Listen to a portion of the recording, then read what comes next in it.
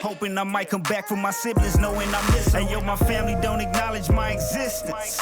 I'm thinking, hey, that's the cost of doing business. I lost everybody I ever knew as a witness. I'm thinking, hey, that's the cost of doing business. This is Giants Amongst Us. Now, here's a little story I got to tell. Ladies and gentlemen, welcome back to the show. And you know the code. This is Giants Amongst Us, where we share in that unique human experience. And if this is your first time tuning in, pull up a chair. Please do stay a while. I hope this finds you all in good spirits. Today we've got another one, and we are joined by, let's just call him FS. And he's got a story to tell. This man from the womb was conditioned. He was bred to be and only be a Jehovah's Witness. And if you guys are anything like me, at first glance and just judging somebody off appearance, when I would see a Jehovah's Witness, I would see somebody who's respectable, somebody who's wholesome, somebody who's living a pure and clean life. But man, oh man, you can't always judge a book by its cover. But I'm sure a lot of you already know that. And sometimes that apple, it looks tasty, it looks juicy from the outside, but once you bite into it, worms, all bad. Today you might hear some things that are surprising, some things that are shocking, some things that you just won't believe is going on, has been going on, and is still going on with this organization. Many ex-members call it a cult, and after you hearing this, I'll let you decide for yourself. So this man, he had the fire inside of him. He was passionate about getting his story out, getting his word out, and shining light and bringing awareness to what's really going on. We had a little bit of a struggle trying to hook this thing up. We had a couple of misfires, some fall throughs with the audio. We had to reconnect, link back up, and finish up the second half of the conversation. But I just have to thank my man. He was flexible, he was willing, he was eager to hook back up and to complete this conversation so that the word can get out.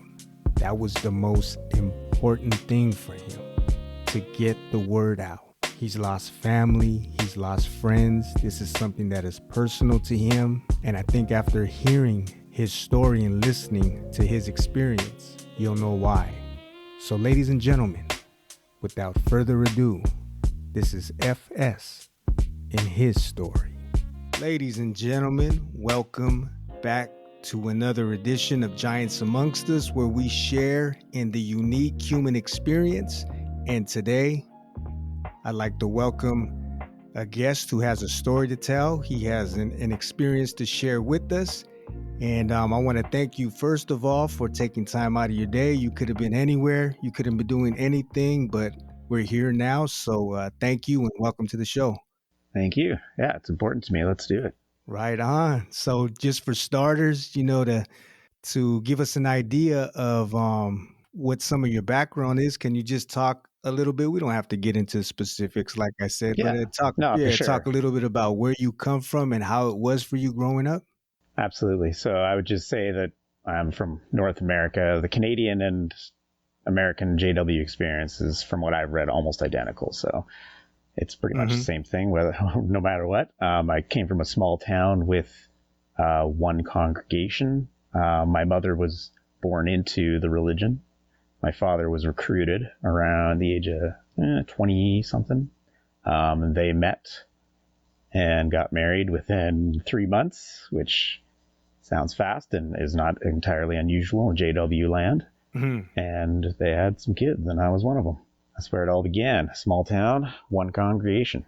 So you were brought into it. Your parents were already married. They were involved with this organization, or do we just go right out and call it a spade and say this is a cult? Yeah, you can definitely call it a cult. Like I had mentioned to you before, sometimes it comes down to a matter of opinion on what a cult is, but I think that there's check boxes, and they check those boxes. So we can call it a cult. I was born into it. They encourage indoctrination in the womb.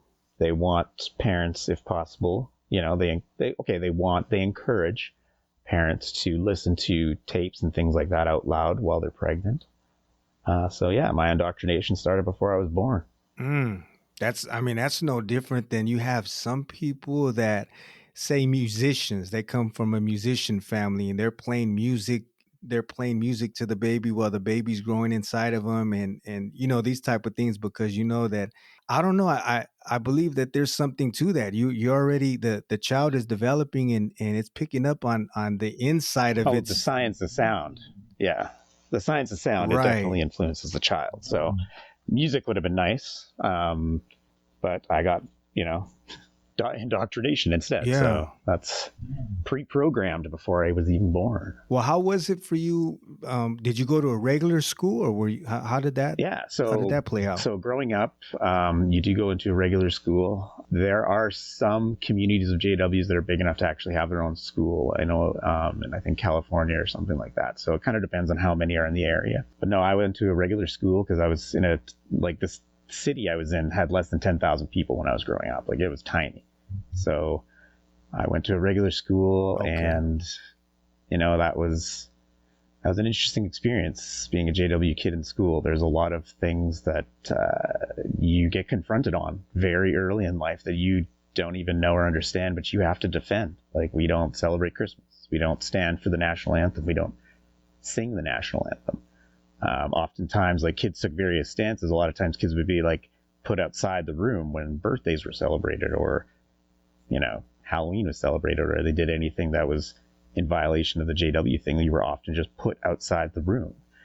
And that's kind of a common theme with JWs. It's just their extreme beliefs are self-isolating. Right. You had your school schedule. Now, how was it when you were outside of school? Like, people that are involved in that, I mean, most of their extra time is pretty much taken up to the organization, right? You're over there outreaching, or you're being indoctrinated.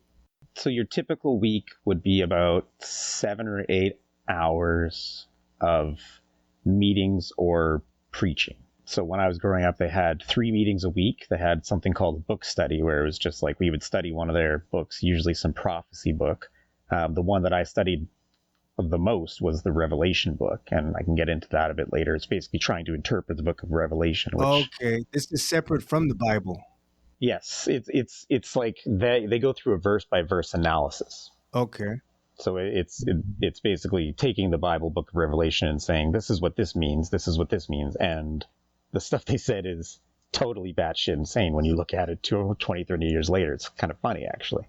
Yeah, because that book in itself is just full of symbolism. Well, yeah, like, I don't trust any human to know what the hell that book means. Like, that would have to be explained to me by whoever inspired it, right? It's like, I don't understand, right? So yeah, so that was one of the things, we called that the book study, and then they would have another meeting on another weeknight. So that was on one weeknight. The next one would be on another weeknight, usually a Thursday, and that would be a 2-part meeting, which was about an hour and 45 minutes. So you're always up late to like 10 o'clock going to these damn meetings, every kid. How old were you? Like, as far back as you could remember, you were attending these meetings? Oh yeah, like, I was born into it. So as a child, baby, everything, I went from youth. I stopped going when I was 35 something. Wow. Was there, how am I trying to put this? Was there, were you able to just call off, I'm not going I'm not going today. I don't feel like it. I'm sick, or I have something else going on. Or were they coming to follow up on you? Why weren't you there yesterday? And yeah, like, people do miss meetings. It's not, entirely crazy. If you miss a whole bunch in a row, people start to get suspicious. And if you continue to miss, eventually you'll be starting to be isolated from the flock, as it were. Yeah, as a kid, if you ever got out of a meeting, it was the most wonderful thing ever, because it was like, the meetings were always prime time. And the time when we went out in service, Saturday mornings, right? Like, that's when all the cartoons were on. And where were we? Knocking on people's doors. Yeah. So it sucked up all of your best time. But yes, I think I missed what your original question was. But yeah, no. That's pretty much what I was alluding to. And also we were talking offline, and man, I mean, we really got into some stuff. Like, I'm sure a lot of people listening, like myself, before I started to read and hear about what goes on behind doors, is really surprising. And it's just, it's sickening that these people they really put on a good front to where I'm blinded and ignorant to the fact that you would just think, oh, this is a regular religion. They have the Bible, or I don't, most of the time it's the Watchtower, but they have the ladies have their dresses, the long dresses, and the men have their slacks, and the young kids have even sometimes two-piece suits, and they look very presentable and righteous. And what you hear about from a lot of ex-members is pretty sickening. Not even pretty, it's just disgusting. So, like, how was it for you when you were involved with this cult? How was it for you? Did it always sit right with you, or was there a time and a place where, I guess maybe, before we get into all that, like, can you kind of give a brief overview of what their doctrine is, what exactly it is that they Sure. believe Yeah, in? it's where to start. So they believe in 1914 Jesus took his throne in heaven invisibly. They take several scriptures and they formulated a prophecy out of this that says 1914 is when Jesus came back. And they feel very confident in that because they look at the World War I and they think that maybe validates their prophecy. I mean, this is kind of the retcon of that. Originally, they thought 1914 was the end of the world, and they preached that. So that's going way back. And when they got that wrong, they actually did 4 or 5 follow-up every other year after that, saying, no, Armageddon's actually 1950, 60, et cetera, et cetera. Cover face. Yeah, and they were, and it kind of worked a little bit because they grew really fast, right? They scared a lot of people into joining. So anyways, that much aside, so they believe Jesus did that. They believe there's 2 classes of Christians, an earthly class and a heavenly class. In Revelation, there's 144,000 spoken of. And they believe that represents an actual hard number of people that are going to get a heavenly reward. They believe the earthly class of people will get an earthly reward where they'll live in a paradise earth forever in youth and happiness, essentially. They believe Jesus is the Son of God, not God himself. They believe Jehovah is God's name, even though that's not quite right. It's a bit of a mistranslation. They believe that you should preach in order to, be kind of counted as worthy of getting into this new system. So is it by works or in tenets that you're able to experience this heaven after death, or is it like by salvation, the grace of God? Well, that's a great question, and it brings out something that's very important with JWs. They want it both ways. They'll always tell you it's not works by salvation, but the other, like, they'll have 2 back-to-back talks without any sense of irony, and they'll have one that will say, we don't do works by salvation. The next one will be why you need to go out and preach to earn salvation. Like, you can read all of their propaganda and you'll see a dual message with just about everything. There's always this, it's like, it just feels so dishonest when I think about it now, but it's just like, yeah, they'll tell you straight to your face, no, we don't believe in works-based salvation. And then they'll also tell you right to your face, yeah, we believe you have to go out in service to earn salvation. And what you were sharing before we started recording, when we were offline, was the very strict measures that they had people on, from work, from studies, and across the board, pretty much. Yeah, as far as strictness, so that's where you kind of get into checking off the cult boxes, right? It's like when you think of a JW, in some form or another, they control parts of your life as far as what you can do in your marriage bed. Like, no oral sex, it's not right. What you can eat, which I understand, no blood, right? So, like, you're not supposed to eat blood. It's in the Bible. So they don't want you eating blood. And that makes sense, but it's controlled. If you did that routinely, you'd be disfellowshipped and shunned. They control what you wear. They want you wearing certain things modestly. They control if you shave or not. If you live in a town where people typically don't shave, and you grew a beard, or they typically shave and you grew a beard, they would probably withhold you from certain activities, kind of a soft punishment. So they control what you eat. They control what you think. Oh my God. They want Jehovah living in your mind. They want you to think he is literally over your shoulder 24 freaking 7. so that it influences and impacts every single thing you do. How was that as a child, living with that guilt or that feeling like he's over you at all times, watching your every move? To be honest, it made me conclude I would not get into the new world easily. I was just like, I'm not good enough. I never felt I was good enough. So I just concluded I'm not getting into the new world, which sort of led to a host of behavioral problems, because it was around this time when I started having that thought, which was like 8, 9, 10. I'm like, I'm not going to make it. I was also studying the Revelation book, which said basically the way they implied it was that the end of the world is coming like super, super fast. And I was under the distinct impression it would come before I turned 18. And this is 20 some odd years ago. They actually put it in print that the end of the world would come before the end of this century. And they did that in about 89. So I'm told that everything I'm learning in this meeting is the truth. I'm 8 years old, and they tell me that the end of the world is coming before January or December 31st, 1999.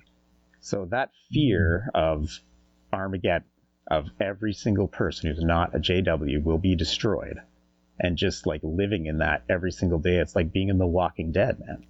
Wow. Yeah, that's got to shake the hell out of you. I mean, and I'm sure you weren't alone. I mean, you had friends, you had peers and people around you, and I'm sure maybe you spoke with them and they were going through something similar. And as a child, you don't know you're going through something, right? Like, this is life. This is just normal for me. Right, that's normal. That's what you grew up into. Everything they're teaching me, like, this is the truth. This is the way my reality is. Like, literally every person you see who's not a JW is going to be slaughtered mercilessly by God at any moment. Starting now. Starting the moment I heard that. It could happen any minute. Anytime there was a thunderstorm growing up, a large snowstorm, super windy days, dark clouds, that kind of shit freaked the hell out of me. I always thought it was the beginning of like this slaughter that we had all been waiting for. Like, they are an apocalyptic death cult like you would not fucking believe. It made me suicidal, big time. As a child, the first suicidal thought I had, I was 10 years old. 10 years old. And this was having to do with the constant fear of the world is coming to an end and I'm not going to make it. At 10 years old, you're already instilling that in a child. Well, you spoke a bit before. Again, there was people that were in your circle. You know, they ended up taking their lives because of because of these type of things. Yeah, like, to speak on the subject of, like, I'll just cover all of the death in the organization and the things that I feel that they're responsible for. So you have in the very, very beginning, I think even before they were called Jehovah's Witnesses, they didn't adopt that name until the 20s. They were called the Bible students, but I believe, I don't remember exact dates, but there was a time where they kind of said vaccines are wrong. Mm-hmm. So we all know the science behind vaccines, and, sometimes, sure, whatever. I'm not here to express opinions, but we're talking like polio vaccines and shit, like stuff that, like, the science is pretty sound on some of the vaccines that were developed back then, right? It's like, we don't have certain diseases today because of that. They denied that for a while and eventually said that was okay. So when we were talking about death, you can probably guarantee somebody died because of that teaching. In the 70s, they said that organ transplants were cannibalism. And they said you should not do it. And it was for about a 10 or 11 year period that you could pretty much guarantee some people lost their lives. And then at the end of that period, they just said, you know what? We're going to call this a conscience matter. So now if you want to get that, it's a conscience matter. And of course, every single person, there's been 0 people who've chosen to not get an organ transplant, as far as my understanding. Like, correct me if I'm wrong, if anyone knows. But so that's part of and I definitely call them responsible for that death, because like I'd mentioned to you before, if you only had 2 choices. You took the organ transplant and lost all of your friends and family because they would be forced to shun you, or you didn't and you died.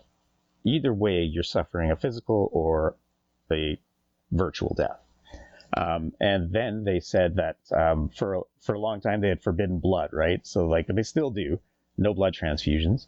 But there was a certain point, I think in the 80s, where they said certain fractions of these blood you can take.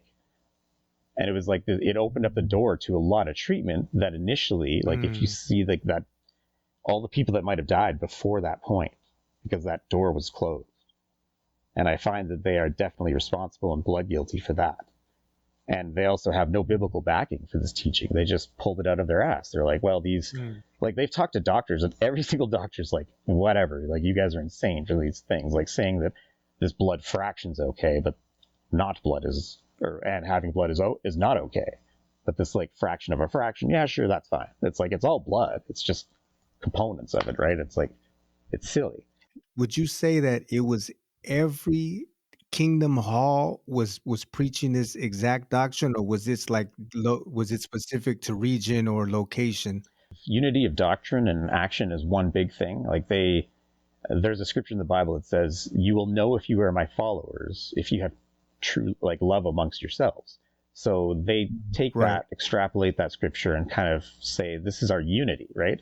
And I mean, the unity they have is essentially the same camaraderie. If I was, let's say, I'm a New York Giants fan and I meet a New York Giants fan across the world in Japan, it's like an instant camaraderie will be there. Like, hey, we're pals. Like, yeah, we love the same thing. And it's like, you'll be like miniature friends for a bit. You're not like the best of friends, but it feels good.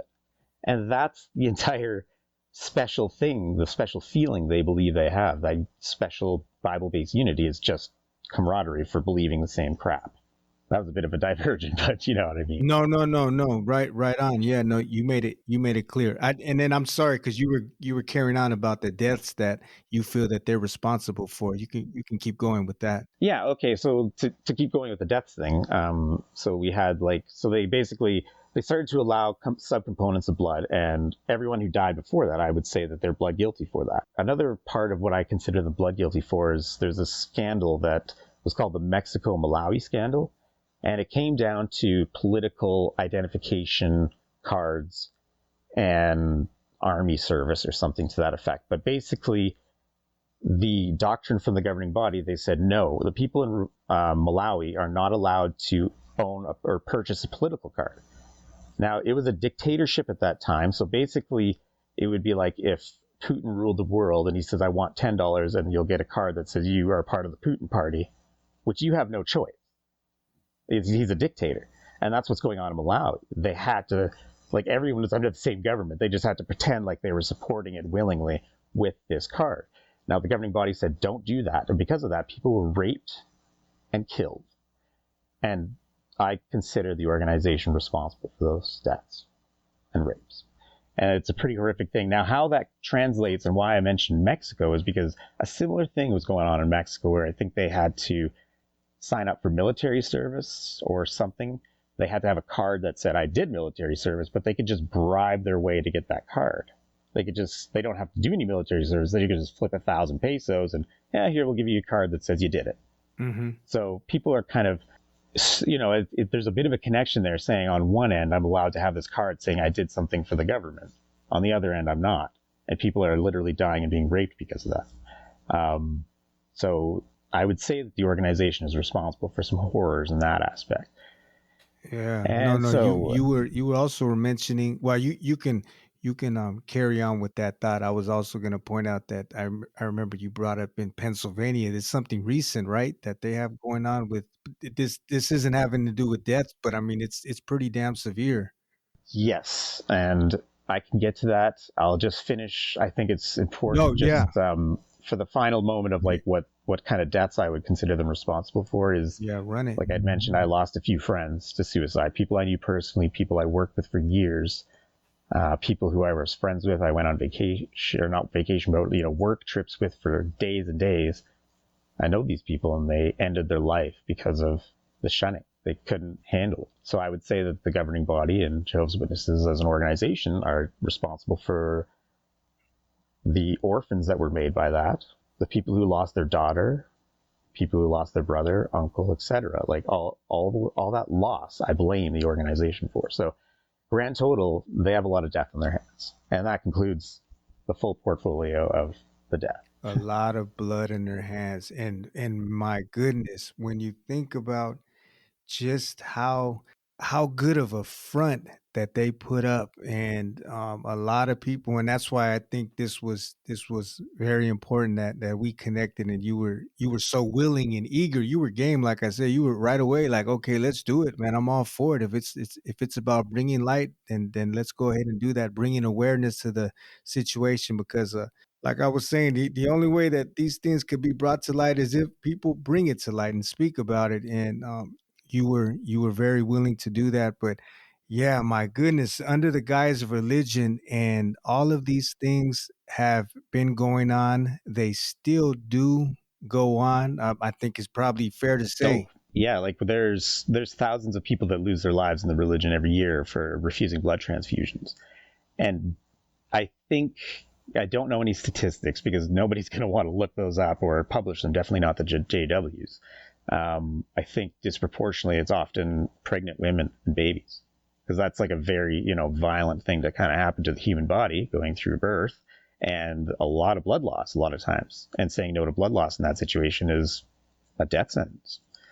There was a guy, I think, who interviewed on a YouTube channel I watched who used to be in charge of like the contact at Bethel, which is what the headquarters is called. And he would field a lot of these calls. We're saying, hey, we've got a blood issue.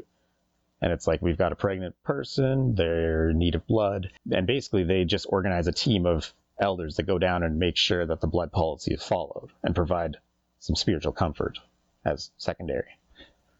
But yeah, disproportionately a lot of it. And that's really sad to me. People just starting out their lives, young mothers, just families absolutely destroyed by it. And it is a very common theme. Like, you could find so many news articles with headlines like that. And it's never not soul crushing, because it's a simple procedure to give a little bit of blood. They could have given themselves, and this is one of the weird things, like JWs aren't even allowed to extract their own blood and store it and use it for a procedure later.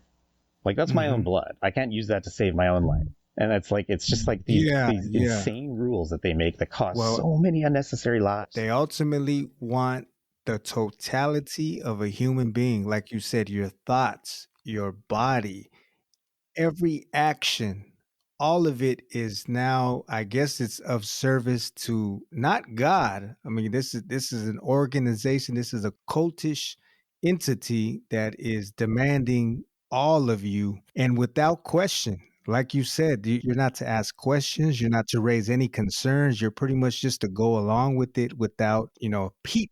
You got to understand, like, the perspective of when you're in it's something unique and very intoxicating, right? Like, when I look at you, I see a worldly person who could die at any moment due to your ignorance. So I know something special, right? Like, I have this secret knowledge that you don't. Yeah. I am aware of what's going on in the world. Like, I was so confident as a child. You got the key. I'm going to kill myself before Armageddon comes, because there was this kind of doctrine loophole where if you kill yourself, you're kind of potentially forgiven and resurrected. So I was like, that was my best shot. And growing up, that's a really fucked up thing for a child to think, that killing yourself is your best chance to get to paradise. But that's the truth. And now I forget what I was talking about just before. Yeah, no, just the whole intoxication of the doctrine and that. Yeah. Yes, right. So yes, so the experience of being inside, right? Like, we have special knowledge that you don't have. It just consumes you, and they tell you, like, they call it within the organization, they call it the truth. It's constantly referred to as the truth. Whether people are in the truth, out of the truth when they leave, are they strong on the truth? Like, the truth is constantly, like, it's like a brainwashing tactic to, like, make you think, well, it is the truth. I'm learning the truth, right? And it's kind of an insidious thing to do to children when you also tell them the world's going to end in 10 years. So yeah. Like, but it is very intoxicating when you're in it. You truly, like, Jehovah's Witnesses are absolute true believers. They've been compared to, like, Scientologists, like this fanatical belief that there is absolutely zero chance that their doctrine and ideas are wrong. Zero. Like, they just can't. There's zero room for doubt. It doesn't even matter if the governing body comes out and says, we make mistakes, which they have. We're not inspired, which they've said. But they still just have to follow that 100%. It's just like, they are true believers, and it's very scary. I'm just glad they're pacifists, because these are the level that they believe, and our intensity is like the same as jihadists. It's just that they're pacifists, which is great. Right. It's like, thank goodness the worst thing they want to do to you is give you a watchtower and hope you convert. But also, like, that's one layer of it. But then we were talking about some of the things that has been known to go on in some of the cases that they've had. Not even some of, but probably many, where you have children that are being abused, and you have that type of stuff. Oh yeah, so I can kind of do it the same way I'd covered death from the beginning of what I'm aware of to where we're at now. So the original policies, which did a lot of damage, throughout 50s, 60s, 70s, 80s, was there had to be 2 witnesses to a crime in order for the elders to take action. And since it's such a closed community, anytime crimes or accusations of crimes come up, it goes to the elders. It doesn't go to police or anyone else. It's like, we got to take this issue to the elders. So if a child went to their parent, let's say, and said, this person touched me in this way, that would go to the elders. And then the elders would form a tribunal. So they'd have 3 elders in a committee, and they would interview the child. I would hope with the parent present. I've heard of times when the parent wasn't. They would get into very explicit details, graphic details with this child. They would have to determine whether the child was a willing participant, and that's a legitimate, real thing. That was part of their instructions from Bethel, was to find out if the child was a willing participant. Wow. No Yeah, way. It's pretty shocking when you think of it, and disgusting, obviously. I mean, how can a child have consent?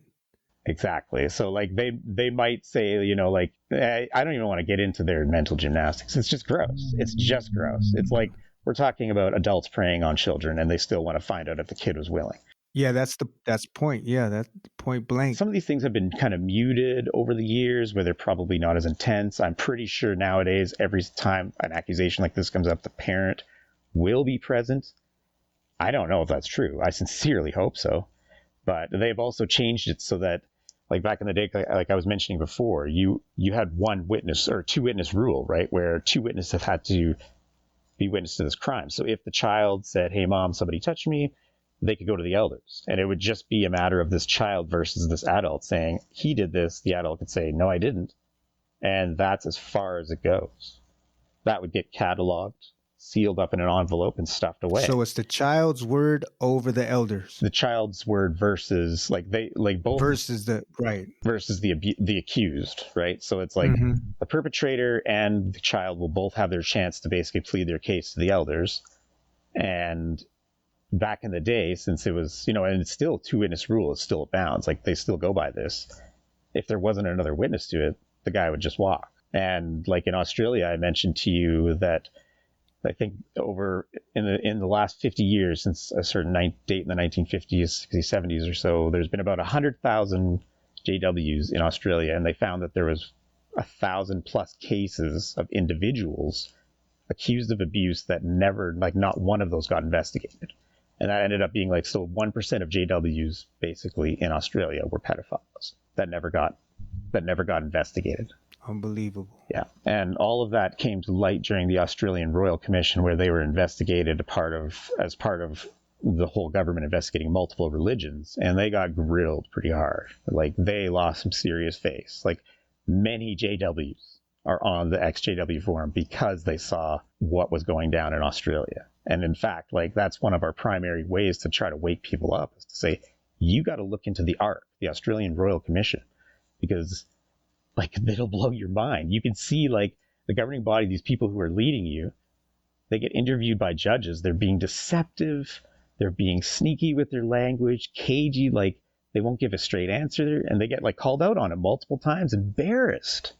These are people leading millions with absolute obedience, and they're embarrassing. So yeah, recommending that. So anyways, that's part of the child abuse scandal. They've also were investigated in the UK. One of the things I found interesting about the UK investigation, it was called ICSA, I believe. It was International Inquiry into Child Sexual Abuse, I believe. That one, they investigated a bunch of religions, and some of them actually had no child abuse problems. And it was something that was very interesting to see as a JW, because I was kind of waking up when I was reading this, and I was told, it's you can't blame the organization for child sexual abuse because it happens everywhere. And I was just seeing the statistic that no, it doesn't. Because you got to understand, JWs are true believers. They believe God chose them over anybody. I almost called them Jod. That would have been great. Mm. They believe God chose them above everybody. So all of this is like they're this special people, so they shouldn't have any child sexual abuse. And it's provable by statistics that there are organizations without it. So how do you tell me that your religion is the one true religion? And then they also tell you that all other religions are controlled by Satan. So somehow Satan can run a religion without child sexual abuse, but Jehovah can't, right? And that's the main reason why they don't want people looking into these things. They don't want people questioning the doctrine, starting to questioning the governing body, because literally you pull a thread, man, and that sweater comes apart like you paid $5 for it. It's like their doctrine falls apart so insanely fast that their only hope is extreme information control. And like I was mentioning to you before, they tell you that the media, the governments, and any people who are not JWs are basically under the influence of the devil. Not direct control, but influence. Which means you can never fully trust the media, the government, anything you read. Shouldn't really be able to trust yourself. You can only trust Jehovah. And how do you trust him? By trusting the governing body. Are they pretty strict about, well, I mean, you mentioned before how they're telling you how you can have relations with your significant other in the bedroom. So, I mean, are they also telling you you shouldn't have a TV, you shouldn't put that radio on, and not just telling you, but are they going in there and like ripping it from you if you do have one? Just to keep that information, that you have to filter it out, and you're only getting what we want you to get. The rest is nonsense. So there's a lot of like their control is kind of passive aggressive. So essentially, if you were somebody in a congregation, you're like, hey, I really like the Lord of the Rings movies, which would be kind of semi-frowned upon. I know tons of witnesses who have watched and tons that don't. It's an interesting thing to talk about because I know elders who watch it, and they also go up and talk about, how magic is wrong and how wizards are wrong and shit like that, right? So it's like this hypocrisy, and you kind of touched on a bit of a sore subject for me, which is the hypocrisy within the religion. And there's just so much that I could imagine need 10 hours to discuss it. So yeah, just so that little part. Yeah. I mean, and then you can always ultimately, like what some religions do, is where if they can't get in there physically to control you, they always have God to put over you and say, if you don't do what you need to be doing, in the afterlife, there's hell to pay. Exactly. And it's very like the reason why JWs have that kind of soft looking exterior and they seem approachable and kind is because everything is very subtle, right? Like they don't usually come right out and say it. Say, if you don't do this, you're going to die. That's a turnoff. They'll always use like examples like, oh, people who did this in the past died because they did this.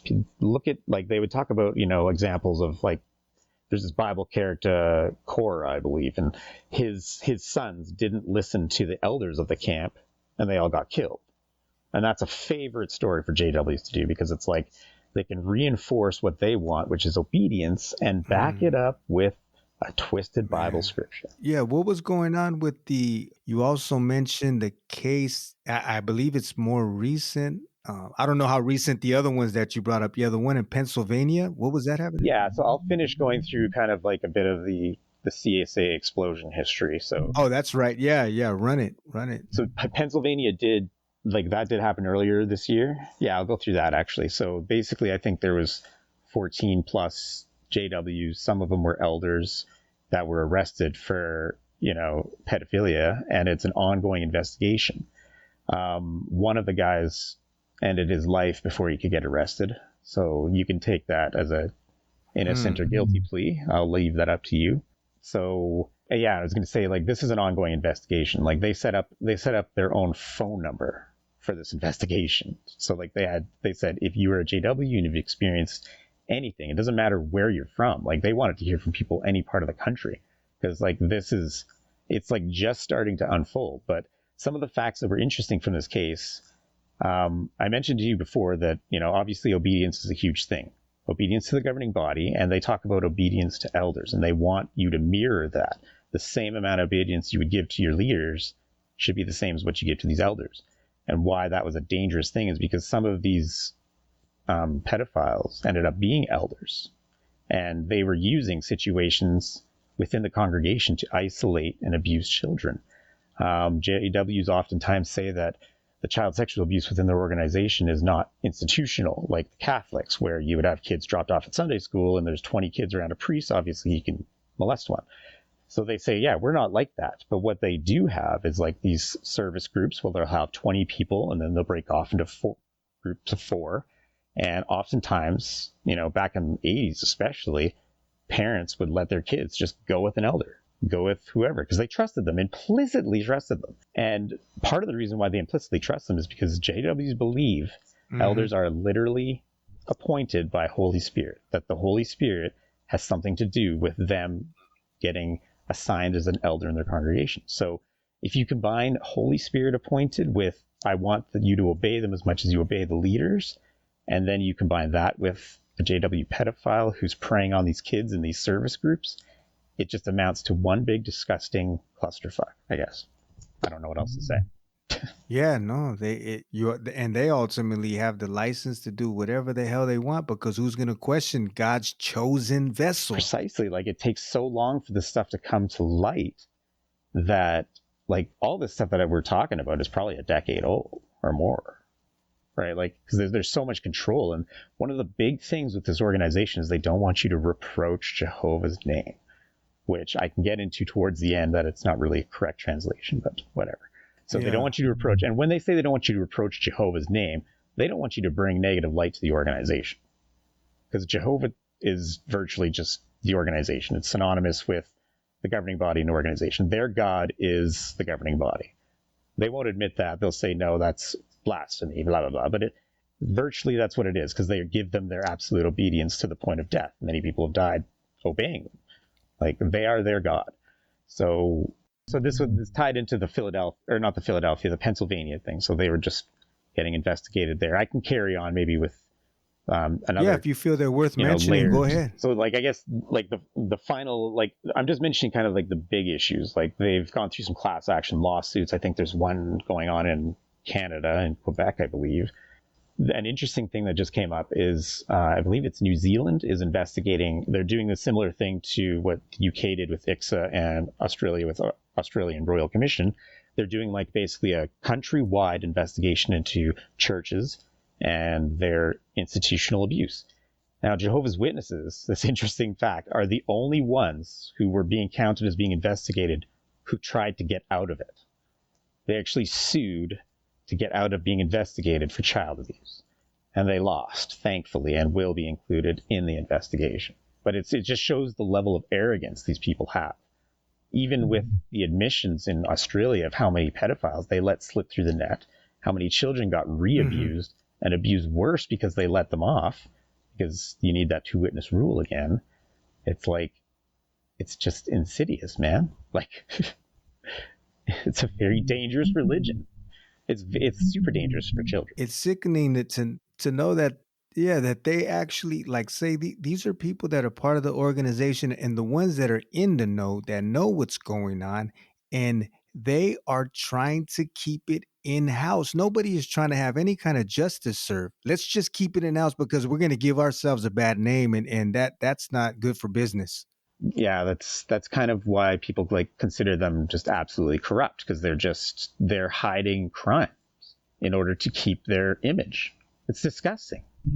It's like Donald Trump. And I was going to say, I was going to point to the fact, maybe I'm just not as hip to it, or I haven't been paying close attention, but for some reason, it seems like it's common knowledge that the Catholic Church, they have a history of scandals. They have Netflix documentaries. I mean, the thing is public knowledge. It's not any kind of conspiracy theory, but for some reason, I don't know, it seems like maybe up until now or recently, things are a bit more louder about it. But it seems like, for me at least, my eyes, that it seems like they've been, J-dubs I'm talking about, they've been flying under the radar. You don't really get to, you're mentioning all of these cases and things like that, but I think people that are on the outside, maybe not involved with the organization or have been involved with it, they might not even know what's going on. Oh, exactly. And why you said, like, spreading awareness was your objective, and I'm like, I'm on board, because, like, people literally just look at Jehovah's Witnesses like they're just handing out literature. There's some holy rollers. Yeah, they're just whatever, man. Like, they're a punchline to a joke who's knocking on your door 10 a.m. on Saturday. Exactly. And it's funny because the perception on the inside is that they are doing a life-saving work, and that convincing themselves of that. I mean, most people would agree nowadays that it's kind of preaching to people is this form of self-indoctrination, because the more you try to convince somebody else, the more you'll be convinced. And the only way JW doctrine works is if everyone's super convinced, because the minute you let a tiny bit of doubt in, that thread on the $5 sweater I was talking about, it just rips apart in like seconds. Do you know of any that, because they've seemed to for quite some time keep things under wrap, do you know of any kingdom halls or any organizations anywhere where they've been pretty close with the government officials or something to kind of keep this under wrap and not get a bad press for it? That's a great question. And I think you'll find that the main reason why it doesn't get out much, like the news articles are easy to find, but there's not a lot of people searching for JW news articles. Or mainstream. You won't see it on the mainstream news. Yeah, exactly. Like, I mean, it's a small religion. Let's face it. There's 8 million people, maybe, or whatever, approximately in there. And it's just not a big deal, right? Like, I mean, they're kind of just a joke. Like, they're not really like, I mean, the Mormons, they're kind of an interesting deal because they're, 17 million. They have a lot of wealth and influence, and they don't mind getting into politics, right? So that's an interesting religion. JWs are just this whatever. They don't get into politics. They're literally, every single JW is just waiting for God to come and fix everything. Like, JWs will not plant a tree because it's not worth the time, because God's coming to fix everything. Oh, wow. Very passive. That is the JW motto. I mean, like, that's how I felt growing up. Like, I saw JWs, like, they didn't even, there would be a garbage bin right in front of them and a recycling bin to the left of it. And they would just throw shit right in the garbage because nothing mattered. Like, recycling doesn't matter. It's just like, it's a very bizarre religion. It's like you think you're the chosen one. And that's what it is. Like, you have a special knowledge, man. Mm-hmm. That's also kind of a that's like a catch-22 with some religions or some aspects, to where you're always planning for the future and you have this treasure in heaven awaiting you that they completely forget about the now and living in the present. Let's start enjoying what we have right now, right here. But no, that means nothing. That'll be gone tomorrow. This is what we need to work towards. Exactly. So they do not invest in life in this world at all. Like, they discourage education. Like, they don't want people being higher educated. And hypocritically, they also ask for lawyers and doctors to apply to Bethel, which is really funny. Of course, they want educated people, but only for themselves. You control a group of people more if they're ignorant. Like you were saying, you mentioned before also that they don't even want you studying in your own your own groups and looking over the Bible for yourself and learning any. That's kind of like the olden days where you had to listen to what the preacher said. You weren't to go on your own and do your own homework or do your own reading. They'd rather you not be able to read. It's hilarious that you say that, because one of the examples, like, I mean, they give a lot of examples where they'll always give you 80% of the truth, that they're trying to hide that they're doing the same thing. So they make it seem like they're not, right? So they say, back in the day, the Bible was only in Latin. And the only people that could speak it was the priest. So everyone just had to sit there and listen to what he said, and he could manipulate and do whatever he wants. So they point that out as somebody else doing that, and that's bad. And they try to make it seem like JWs aren't doing the exact same thing. Because you can read the Bible as much as you want, but the interpretation of it is up to them, the governing body. And if you try to make your own or try to spread your own, you're gone, buddy. It's called causing divisions. They'll disfellowship your ass. When or how was it that you found yourself questioning it, and not just questioning it, but to the point where you started to separate yourself from this organization? Yeah. So you're asking about the waking up story, which is kind of what we call it. Yeah, the waking up. Yeah. So interestingly enough, as a child, there was a lot of things that I had difficulties with, but of course I was being taught that what I was learning was the truth. So I just had to bury that doubt. And we were often taught to bury doubts and just trust the governing body. As I got older, around the age of 20s, a friend of mine basically was reading what they call apostate material. And he basically made the determination that it's a cult. And he left. And he told me a few things that I should look into. And I did. Wait, was this a friend that was also part of the J-Dubs? Yes, he was a Jehovah's Witness, but he was doing like his independent research. And this is why they always say don't do independent research, because you're going to leave the organization. And it's funny because it's true, because you realize it's not the truth, but they don't want you to know that. So they just say you're going to leave Jehovah's organization if you start reading on your own. So anyways, my friend, he, told me some things that he was looking into, and he ended up just writing a letter saying, I don't want to be a part of this anymore. And so instantaneously he was shunned by everybody, including me. And, one day I'd like to connect with him again and just say sorry. Not that I would expect him to be my friend after 20 years. It would just be to say sorry. 20 years, man. Can you imagine? Like, I did a lot of stuff with this guy and I just cut him out. And just dropped him like that. Yeah. He kind of helped me a little bit with the waking up. So he sort of planted a few seeds. And another seed was basically, I had this conversation with an elder in my hall, and he was trying to get me to do some math. And I was humble enough that I thought that he was teaching me something and that I just was too stupid to understand. But what he was teaching me actually just didn't make sense. And I didn't connect the dots until years later. I had mentioned before offline how they came to 1914 and they said that's kind of their big year for Bible prophecy. And they get there by, combining a few different scriptures that are unrelated into a makeshift prophecy that says Jesus came into power in heaven in 1914 and he chose Jehovah's Witnesses as the religion to represent him.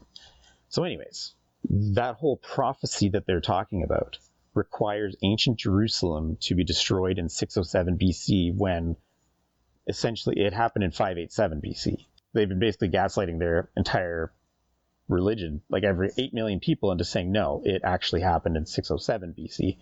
Because then if that event takes place in 607, then these cherry-picked scriptures that they've kind of put together adds up to 1914 and validates them being chosen as Jesus' representatives on earth. And it all hinges on Jerusalem being destroyed in 607 BC due to their interpretation of the Bible, when thousands, like tens, 50,000 plus pieces of Babylonian, evidence has been left behind. It was probably the worst time to make up a lie about a date, because the Babylonians were unbelievably meticulous about keeping records, man. Like, they even charted like planetary alignments so that you could say it's October 31st. They're saying the moon is here, and 2,000 years later, since it goes in cycles, it's in the same spot again. So they're right. And so essentially it's just a big gaslighting lie. That was another thing that kind of woke me up. I was just like, okay, so Jerusalem wasn't actually destroyed when you guys say it was. It was destroyed, 20 years later. So like, that's a pretty big deal, because without that, they don't have their prophecy about that being chosen in 1914. So those two things were very big. Now, but what ultimately woke me up was stumbling across the JW forum, the XJW forum on Reddit. And my heart jumped, but the titles were so intriguing that I just couldn't help it. And I started to read. Did you search that? Like, when you went on Reddit, did you specifically put in XJ? Like, how did you come across that community? You just out of curiosity? I don't know how I stumbled across it, to be honest. I might have searched something. I think what it was is there was a Jehovah's Witness forum on there for a while. And it's kind of like, it's neither pro nor against JWs. It's like a sect of JWs. It's weird. Like, it doesn't make sense. But on there, they linked to the XJW. And I'm like, this is interesting. So I clicked on it, and then I was like, I better close this. And that kind of happened for a few months, where I was just like intrigued, but I felt guilty. Intrigued, but guilty. And that just kept going. But there's just like, it was a few stories, and one in particular where I read about a disabled child who was, I believe, 15 or 16 at the time. And they told their parents something about not believing. It was something that was earth-shattering enough that they wouldn't be able to continue being a JW. It might have been that they were different sexual orientation, something along those lines. Either way, they were saying that I can't be a JW anymore. And they were special needs, and they were around 15, 16, maybe even young as 14. They were kicked out of the house, like an on the street disabled child. And that absolutely shattered my heart. I have a relative who's, disabled and young. And thinking of this person being kicked out of their house for what they believe, man, at a young age where they can't even fend for themselves, and they're also disabled. Like, that's that was probably one of the most heartbreaking things I had ever read outside of like the CSA allegations and stuff. It's just like, this absolutely shredded my heart. And it was at that moment that I was just like, I'm reading everything. So I went back to the very first post of XJW and I read all the backlog. And then I started commenting. And then I started posting. And then I started looking up, the YouTube guys. And I went through Lloyd Evans, who's a very, he's got a pretty big following, 100,000 plus people. Okay. And he really dissects the religion quite a bit. He dissects everything. And when I was going through his stuff, like he's very reasonable. He was also an XJW himself. He was kind of forced out, of the religion because of, he had some questions. And basically, that's how it happened with me too. I told my sister that I didn't quite believe, and that was enough. I didn't talk to her again after that phone conversation. She wrote me an email that just said, due to this, I'm never talking to you. I can't talk to you until you come back, until you change your mind. Wow. And then when that happened, other family members followed. There was a few that still talked to me, a few that didn't. And I just realized, like, these guys are they're so insane. They're shunning me before I've left, which was all I needed. That was the final push, to know that this was just a fucking cult. And so I wrote my letter saying, I am done. And they tried not to accept it. They said, well, can you give us a call? Can you do this? And it's like, no. And I just like, I finally relented, because one of the guys I knew for a long time, and I just said, look, man, I'm like, I just don't like all this CSA that's going on, and I don't agree with the blood policy. So I'm out. And so I left. They actually have you write, or they expect you to write a letter stating your reason for separating? You don't have to give them a reason. All you have to say is, I wish to no longer be counted as one of Jehovah's Witnesses. You can disfellowship me, disassociate me, effective immediately, date it, sign it. You can take a picture of that document and text to an elder. Email it. Yeah, something like that. Like, you have to do an official resignation, and sometimes you'll get an exit interview, which I joke about, because a lot of times we call it like a corporation or a company. And then I make a joke that it's an exit interview if they try to contact you. Why the heck are you leaving? If you don't give them any reasons, that kind of makes them crazy, right? Like, For them, it's just like, you're giving up on an eternity in a perfect world. Like, it just blows their mind. They can't comprehend that they could possibly be wrong, or that reality is something different than what they know.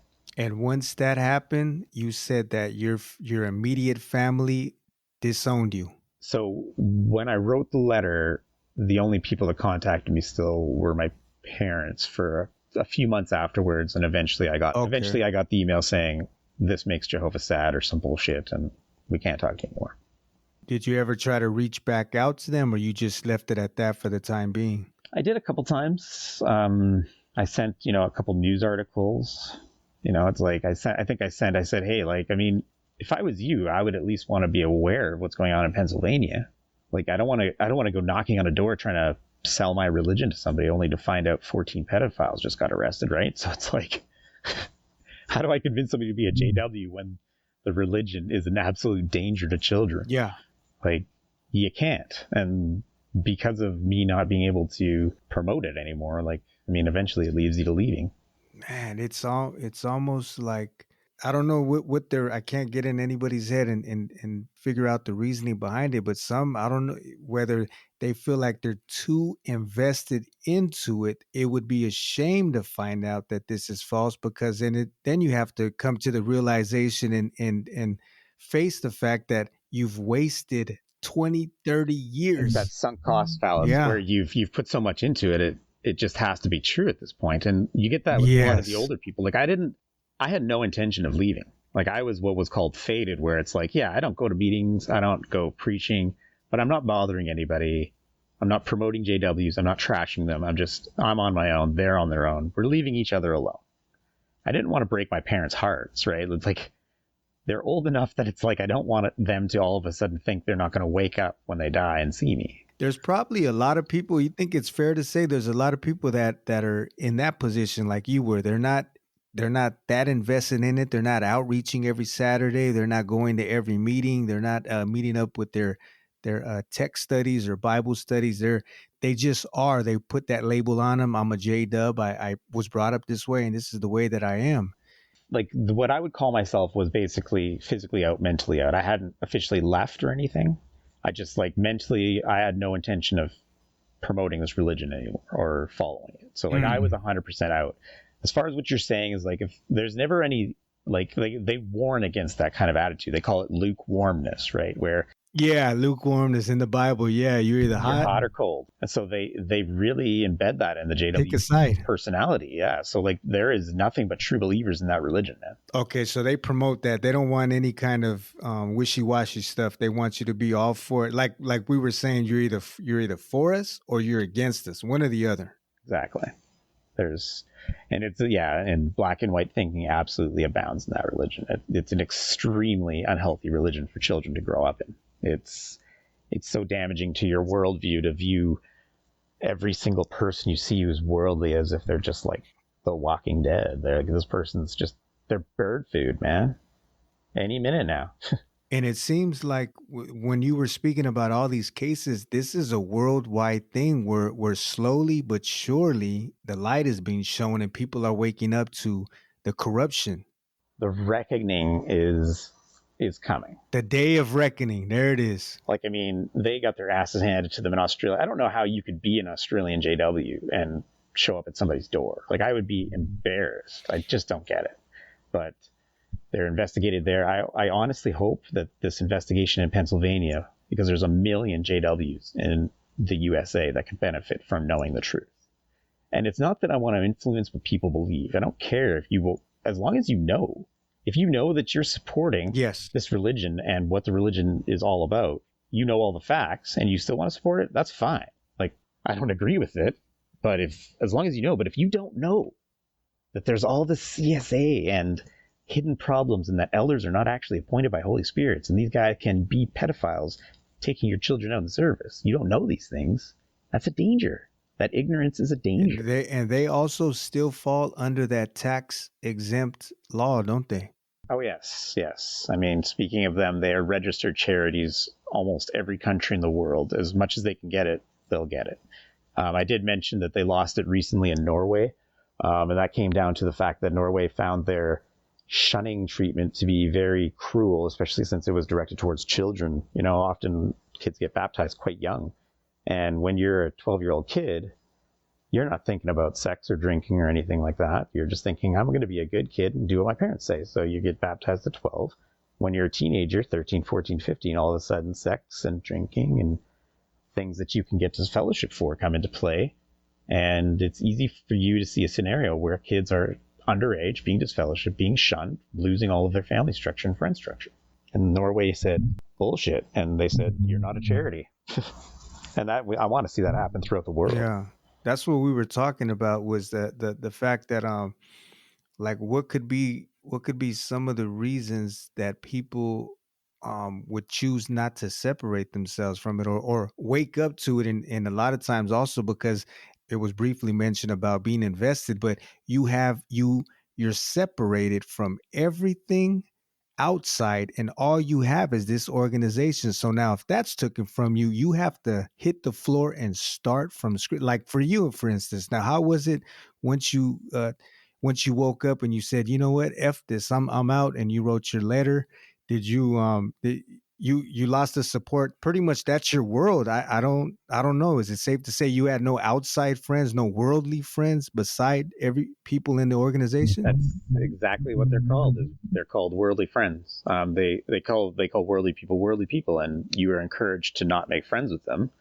I followed that encouragement, so I had never had a single worldly friend.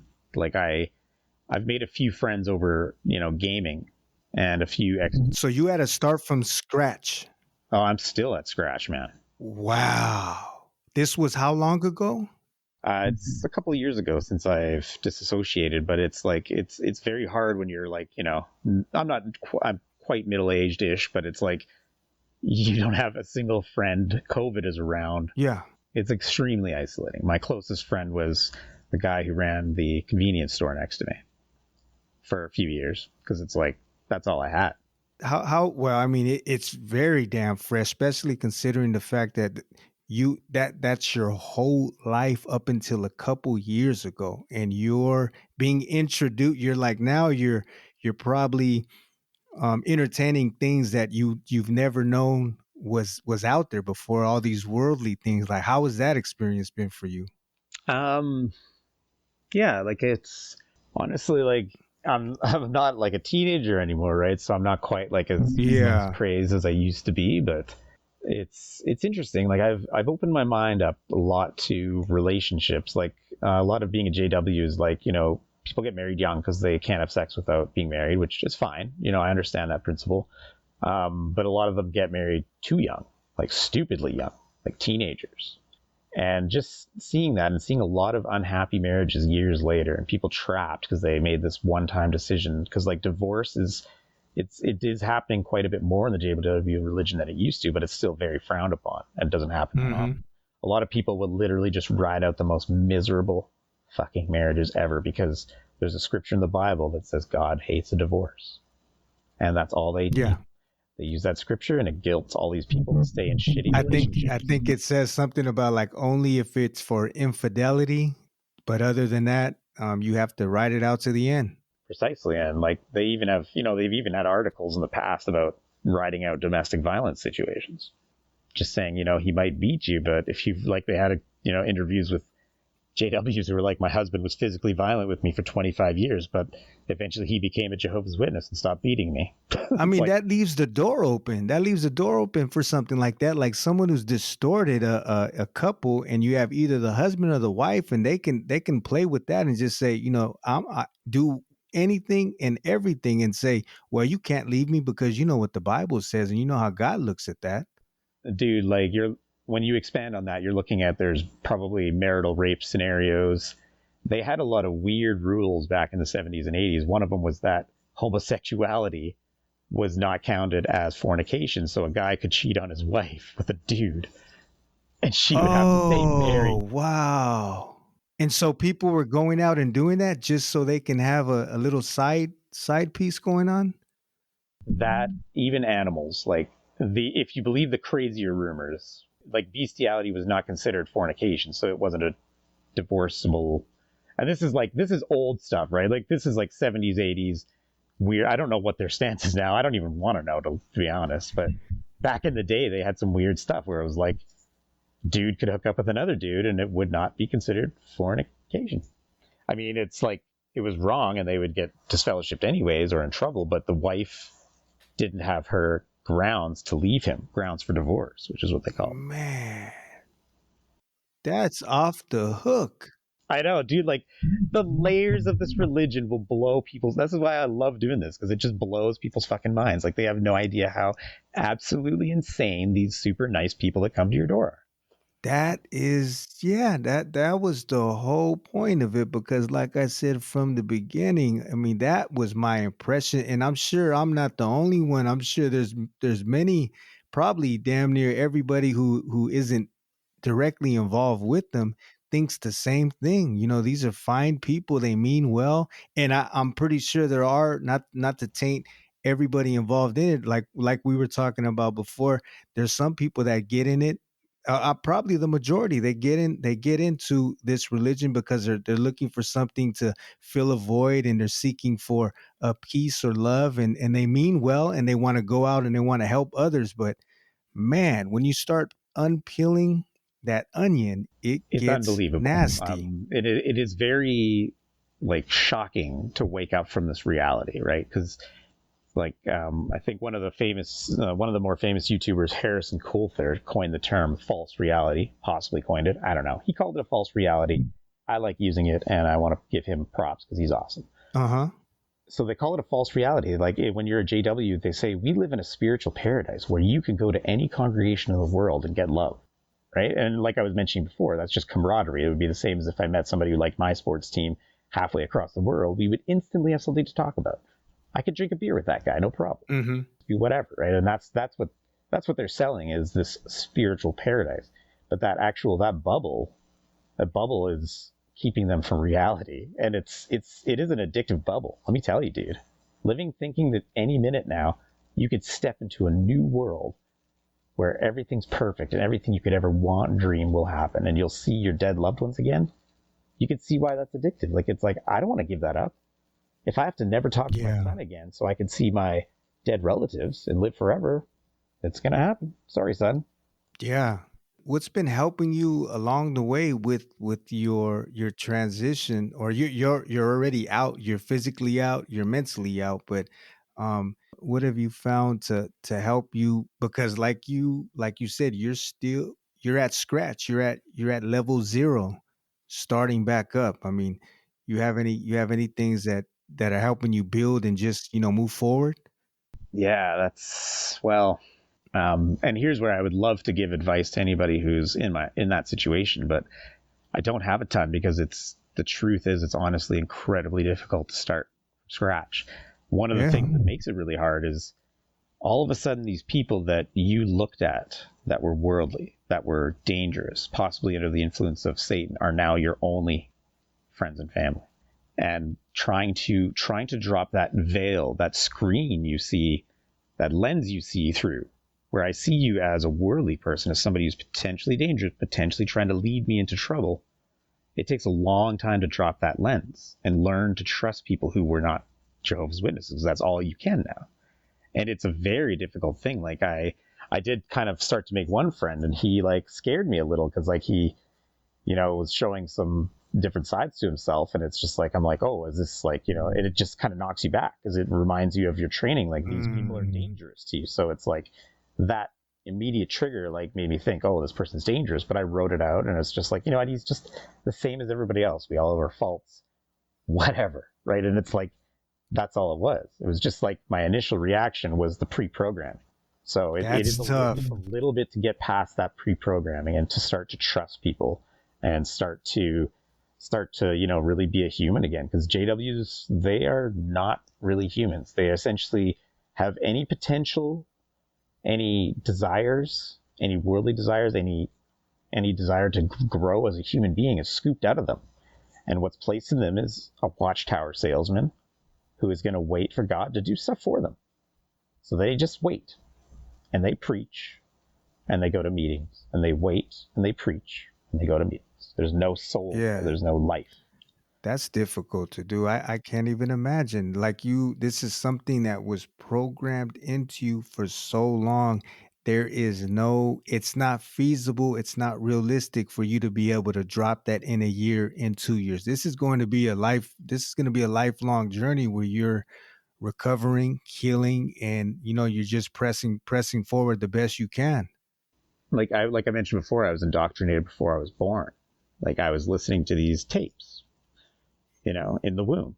And, we talked a bit about how that definitely starts the influence of the child. And it's just, it takes so long to undo that indoctrination. It's wild, right? Like, to see the storms, to see the world the way it is now, to try to think that, because I'm like, a JWs absolutely believe we are on the verge of Armageddon.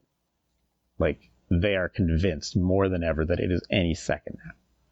And I look at the world, and I don't not see a bit of a chance of some sort of a nuclear Armageddon. But it's like trying to see past that and grow as a human being when you're no longer having these apocalyptic fears is a real challenge. And you're not really a normal person trying to integrate into life. Like if I just sat down and just met somebody and I was like, yeah, hey, I just spent the first 35 years of my life thinking people like you are going to die. Here's why. It's like, I'm a damaged individual and trying to recover from that. I can only imagine, but I commend you because you had something inside of you. It was being rubbed the wrong way about what was going on, and you acted on it. That's the whole point, because there's a lot of people, I'm sure, were in your situation, that are in your situation. They feel that, but they don't act on it. And I think the more and more you ignore that, the smaller and lighter that voice gets, to the point where like you said, some of these people, they're just numb and cold in the inside, and it's left them. I honestly, I wish I was that noble, but I didn't have a choice. And the only reason why I'm talking to you now is because I just spent, years alone without my family, and now I'm pissed. Now I'm mad. I'm mad at the organization, and I want to see it brought to accountability for the lives it has taken. It's blood guilty, absolutely, when I, look back to our death conversation. For the children's lives they've destroyed and failed to protect. For just the regular like living your life and pursuing education and love, destroying that part of people, I want them accountable for. Like they are just an absolute cancer, as all cults are. And bringing awareness is awesome. And that's all I live for. I will do whatever I can to bring awareness. I could tell, like right when we, especially because when we were talking a bit offline, and then I can tell that this is something that is, it's burning inside of you, and this is having to do with all of the press that has been coming out, with a lot more people that are awakened to what's been going on with the JW organization. Do you feel that they are, as an organization, feeling the pressure from outside? Yes, without a doubt. They recently, I don't know if they recently renamed it, but they've got this department now called the Public Information Desk, the PID department. And it's helmed by somebody called Robert Hendricks, who you can find a few videos of him on YouTube. They're not, usually the comments have been turned off. And if you see the comments have been turned off, it's pretty likely, like we all kind of suspect that it's a paid time slot, because the questions that are asked are all very scripted. And people, between the scripted questions, the very bland answers, and the fact that comments are turned off, everyone kind of in the ex-JW community is assuming that they've paid for this section of time. Because anytime you see him in a YouTube video that doesn't have the comments turned off, like people from the ex-JW community will always show up, and they'll always correct him, because he's trying to minimize and misrepresent the nature of certain doctrines that they have and certain practices. One of the things that he talks about is like shunning, and I can't remember the exact video. It's something I'd have to kind of comb through the XJW forum to find. But he talks about shunning, how we don't cut people off from their families. He says stuff like that, where he's like misrepresenting it, that's exactly what they do. They have training videos, and they do like these little emotional dramas where it shows people who have been disfellowshipped, and they're calling their parents, and their parents are sitting there watching the phone ring, not answering. They have no idea if this kid is, in trouble or anything, and they need help. And this is the kind of thing. So with one side of their mouth, they'll say, no, we don't cut people off. And then they'll show these dramas internally where they show people being completely cut off. Like the parents didn't even know like why this person was calling. Like, how often do you get a phone call these days? It's usually pretty important. Otherwise, people send a text or an email. So they're definitely feeling the pressure, because they've got this guy out there. He's trying to do the occasional scripted interview. Anytime you can see him on channels where he's not, he always tries to keep things on script. It's very interesting. So they're definitely they're trying to change the perception of JWs. They want to have it both ways. They want to be able to shun people, but they don't want the public to think that that's what they do. And that's almost kind of what this guy's job is to go around misrepresenting their actual policies and procedures. Like, they don't want people to think that kids are dying from blood transfusions. They want them to think that they're, they would rather just highlight kids who have survived crazy surgeries without blood. Like, they won't talk ever about the negative aspects. It's just only the good, always. Do they actually put pressure on members to shun or disown family that has chosen to separate themselves from the organization? Yeah, so it doesn't, like, if you've sinned and you get disfellowshipped, you're going to get shunned. Essentially, the group of 3 men who are determining whether you get disfellowshipped or not have to determine whether you're repentant enough to stick around. And if you're not repentant enough, they'll disfellowship you, and then your family would cut you off at that point. If you're living at home, you might have limited communication with your family. They're not going to talk to you about spiritual things. But if you're not living at home, there's a really, really, really good chance that you'll just never speak to your family again until you come back. And it doesn't matter if you're leaving because you've sinned, or because you don't agree with the religion anymore. And that's basically what started my awakening process, was reading a story about a kid who was a teenager, and, he didn't believe in the religion anymore, and they ended up kicking him out. And to add to that situation, he also had a disability. So thinking that this kid is underage, getting kicked out, he's completely on his own, and he's special needs is pretty mind-blowing to me. Like, there's so many kids on Reddit who are like, I'm 13, I'm 14, I don't believe anymore. I don't know what to tell my parents.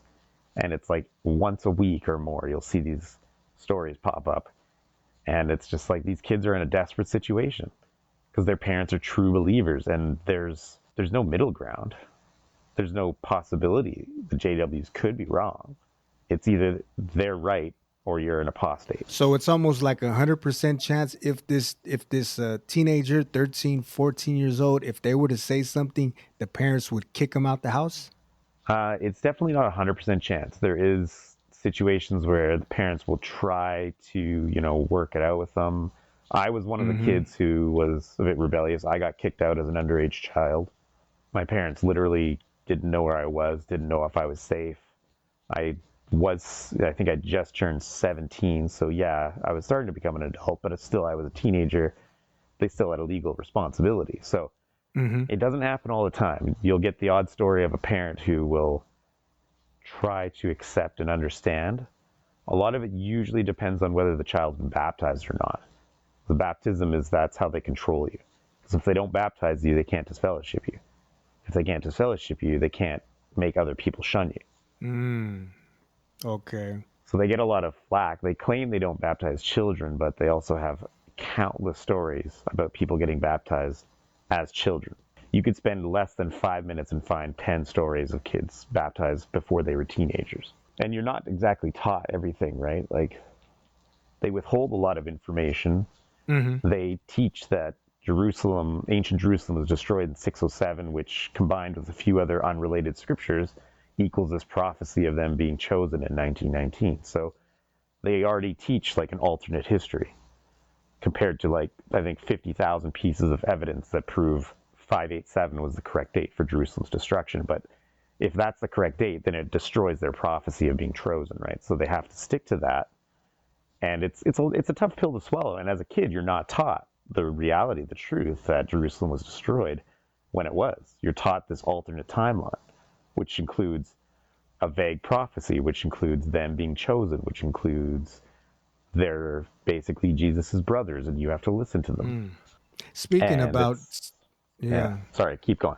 No. I was going to say, speaking about some of their teachings, what is it about the whole name Jehovah and the organization? Is that God's? I know you had a... So they really latched onto that name early in the 1920s or something like that, I believe, is when they adopted the name Jehovah's Witnesses. They were initially called the International Bible Students or something along those lines. So they found this, the name Jehovah in one of the translations, and they'll kind of include the truth about where it comes from. So they have an article, they'll describe how it was translated. So the guy who translated it, the ancient Israelites were kind of superstitious about saying God's name. So they didn't include the full name in their text. They included just the consonants, which is the YHWH, also called the Tetragrammaton. Yahweh. Exactly. So above the Tetragrammaton, they would write the vowels for a different word, which was a title they used for God. It was Father or something along those lines. I can't remember. So the guy who translated the name Jehovah took the vowels from the title, which was written above the Tetragrammaton, and inserted them into the Tetragrammaton, and then came up with Jehovah, and kind of Latinized from Yahweh to Jehovah. So since the Jews were kind of superstitious, the odds of them putting the correct vowels above the name, when you're trying to obscure it and hide it, doesn't really make sense. You also don't know what order those vowels would go in. So the chances of that actually being God's name is very, very, very, very slim, to the point where most people would comfortably say it's a mistranslation. So, but it's become a brand for them now. And a lot of the reason why these child abuse cases got swept under the carpet was to protect Jehovah's name. And that is a theme that you will find in many, many of these cases, where if it was just a one witness, a one-time thing, they would try to sweep it under the carpet and just say, can we try to forgive, and blah, blah, blah. And we want to make sure that we're not bringing reproach on Jehovah's name, which is a huge thing to them, because that's basically their brand. They don't want to reproach the brand. They're really run like a company. And the more you look into it, the more you realize how much of a company-like organization it is. Like their policies around child abuse and reporting, everything is done to protect their financial interests. If there's a case of child abuse being reported, you don't call the cops first, you call the headquarters, because the headquarters wants to ensure that their finances are protected, they're protected from a legal standpoint. And then they'll advise the elders, okay, you should contact the police, or you should encourage the family to contact the police or something. But it's like it's never the first call to the police. It's always to Bethel. You call them. Keep it in-house. Keep it in-house. They'll determine what the liabilities are and the next steps. Inside the religion is that this is the absolute truth. From the outside, we look like magazine salesmen. Mm-hmm. And that's what a lot of people think we are. Because like JWs believe that they're like warning people that the end of the world is imminent and they need to join this religion or else they're going to die. Nobody ever gets that message. They get a magazine that talks about some fluff, and they hope that you'll just sort of look at their website and become indoctrinated. Yeah. And that's their big strategy right now. And that's why they're not growing as a religion. They're shrinking in most major places that are like, have good access to internet. Like the places where they're growing the most are places without internet, which should be pretty telling, right? Because like nobody can do research on this religion.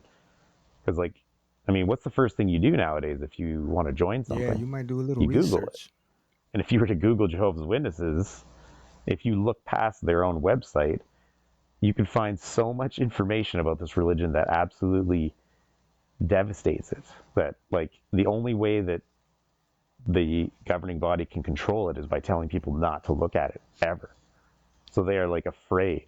Like JWs are afraid that it's like I remember when I first started looking at this stuff, my heart would jump when I would read just one scandalous title about like Jehovah isn't really God's name.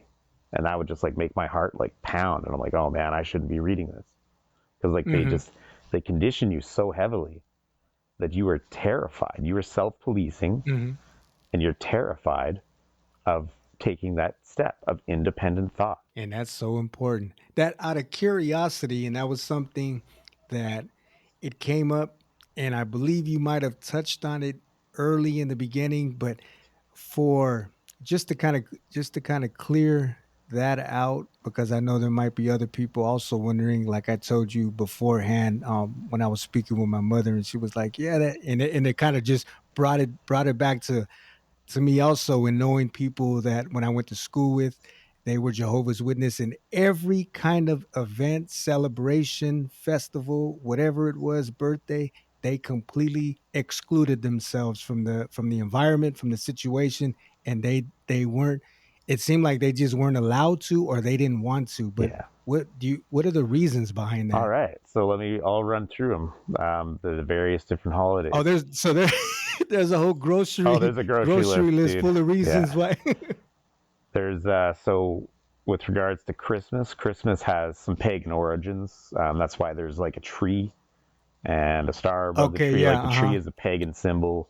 And so as soon as you say the word pagan, if it has pagan origins, JWs will do anything to avoid it for the most part. So that basically covers Christmas. Plus, like the idea of Jesus being actually born on December 25th doesn't really align with details of the Bible. Like shepherds were out in the field, which they wouldn't have been doing in the wintertime. It was more likely autumn. So just things like that. So that's part of the reason why they don't celebrate Christmas.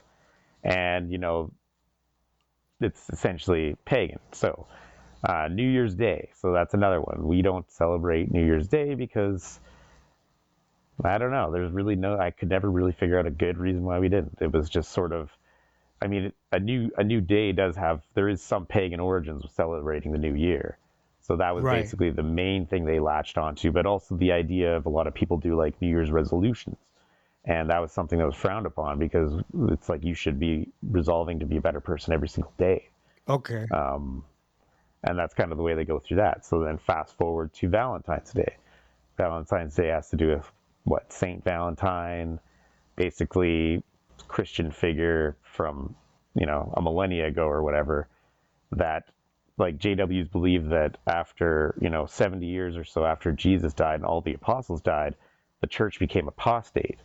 So that apostate church became the Catholic Church, and so anything like related to those saints or anything would be frowned upon, because we don't recognize those Catholic saints and all that jazz. Mm-hmm. So that's kind of the reason why we don't do Valentine's Day. We don't do Father or Mother's Day, because it's too much excessive attention on one individual, which would be almost like a form of worship, is how it's kind of spread.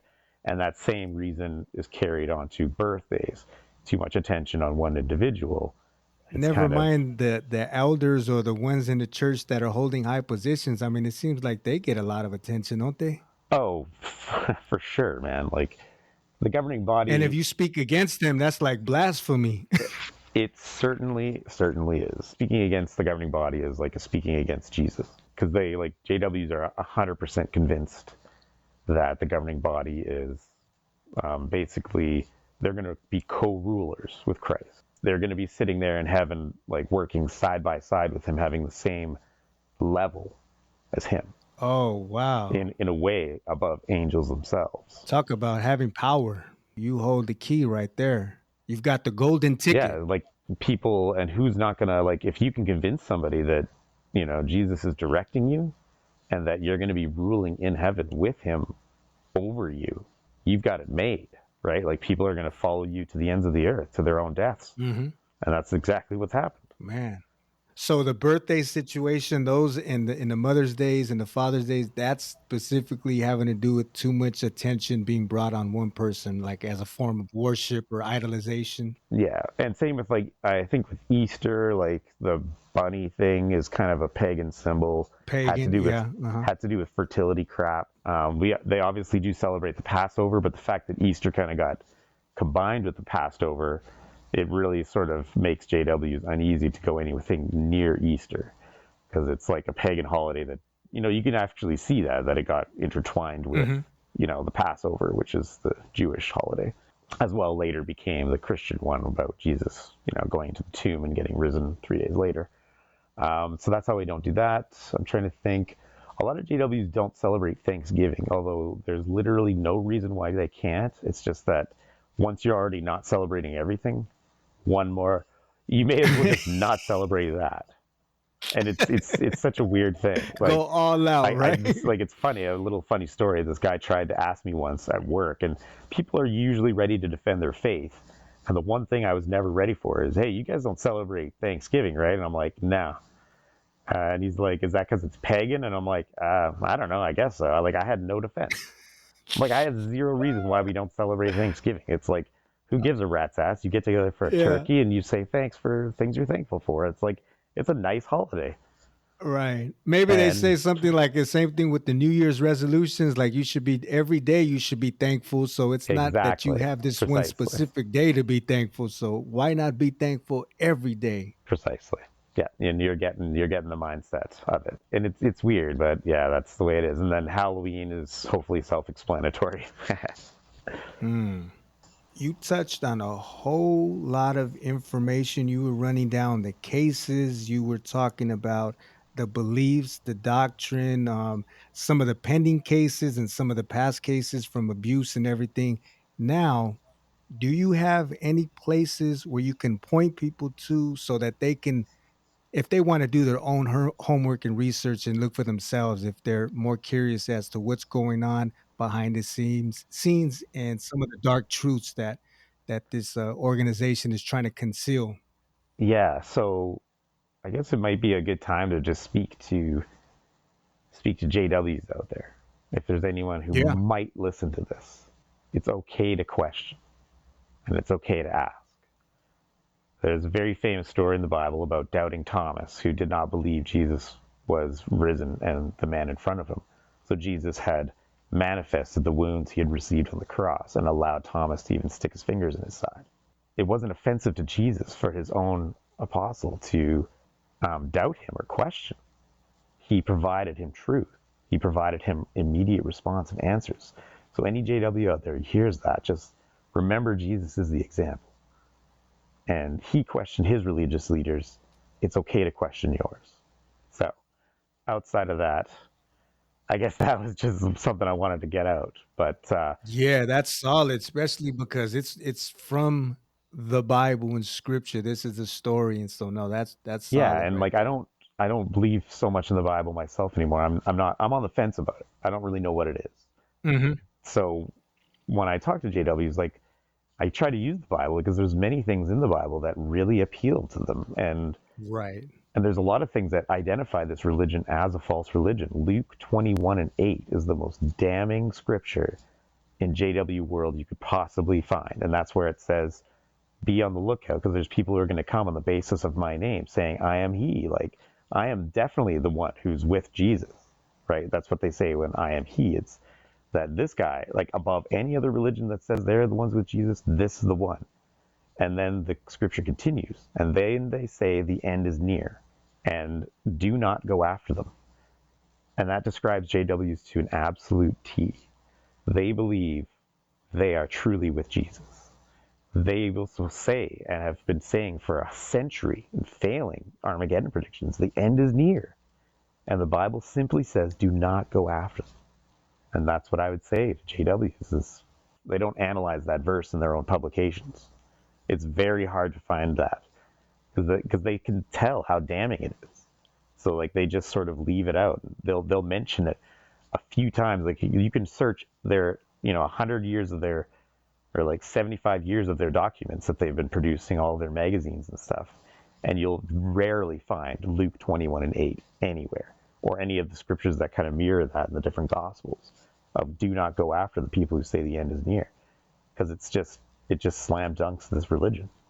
So they don't really encourage people because they like you're talking about they have their documents and everything with some of these scriptures excluded. So it seems like because if anybody wants to do their own research, and especially I don't know if they hold if the JWs if they hold the Bible like some religions they hold that to be the unquestionable word of God.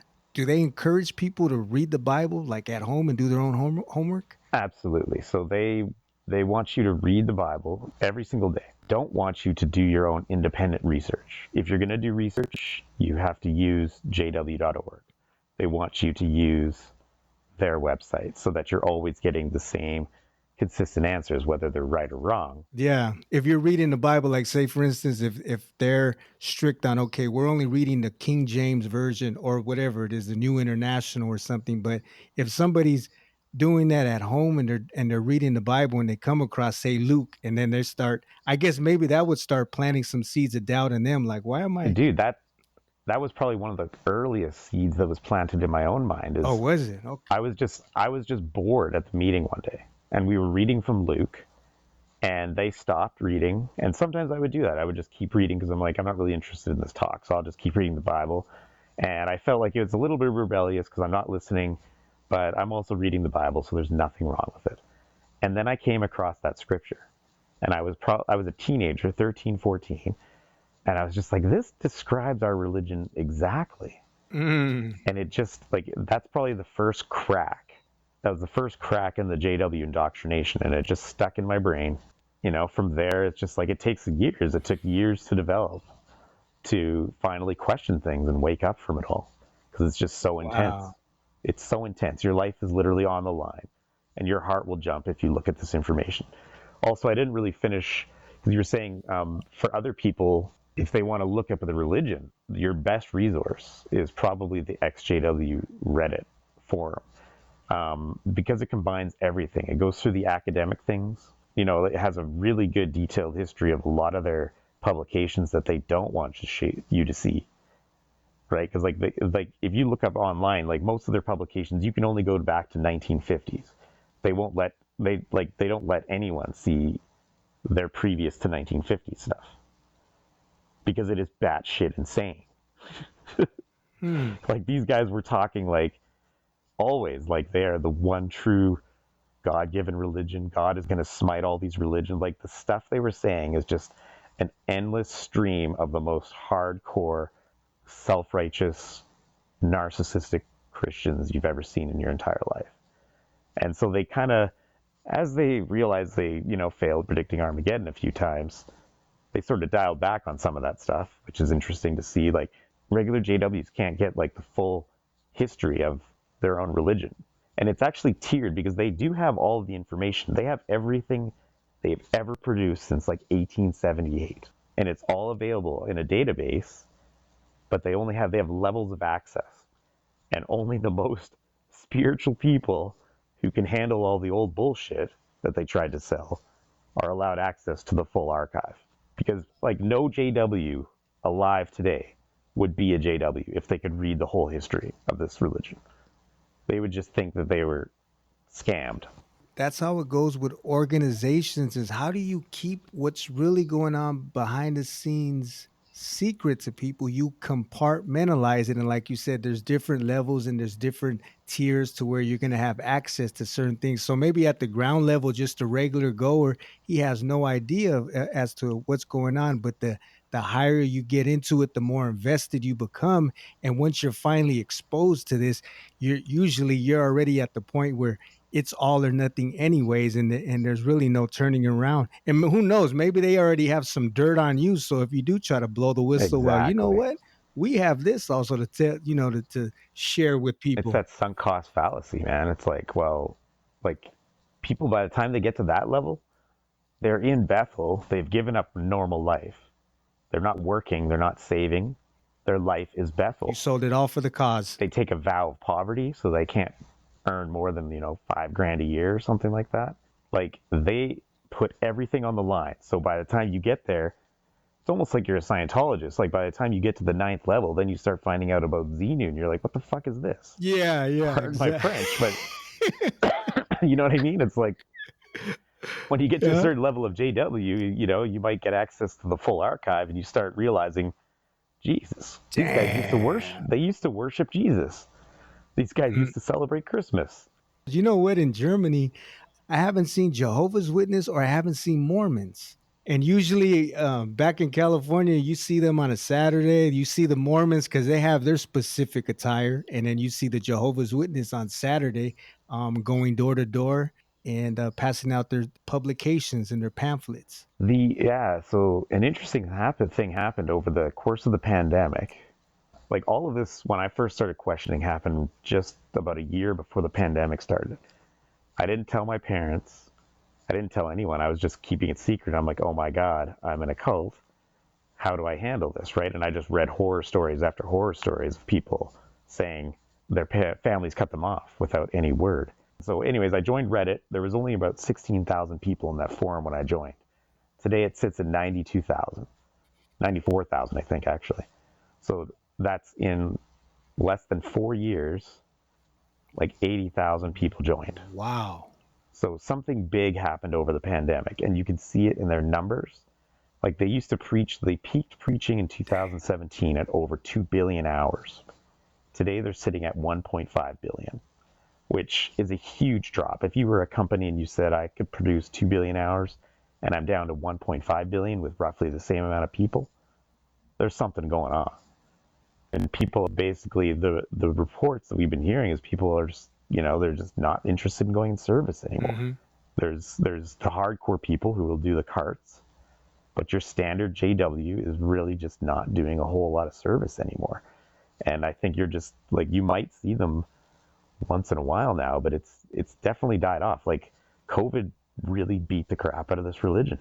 It gave people years to basically be at home, research things, think about things. And at the beginning of this pandemic, one of the governing body guys said, this is the end.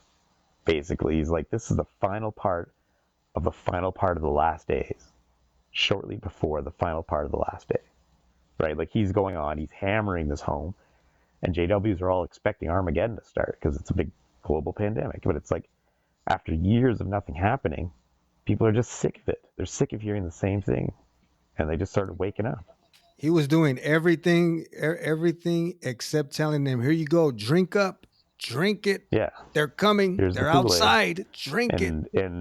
And basically, like, I think you're just going to not see that many witnesses out in service anymore because many, many people woke up over COVID. And even now, like, they're having a tough time having service groups. Like, people are reporting, like a 30, 40, 50% drop in what they used to have. They might have had 60 people going out of the service on a Saturday, and they all meet for groups and disperse from there. And now it's like 20 people, 30 people. And I have no doubt that it's hard to go out in service and be like a JW when you have to knock on doors, and in the news that you're not allowed to read, there is story after story of child sexual abuse in your religion. There's stories about people dying from not getting medical treatment. There's stories about people killing themselves from being shunned.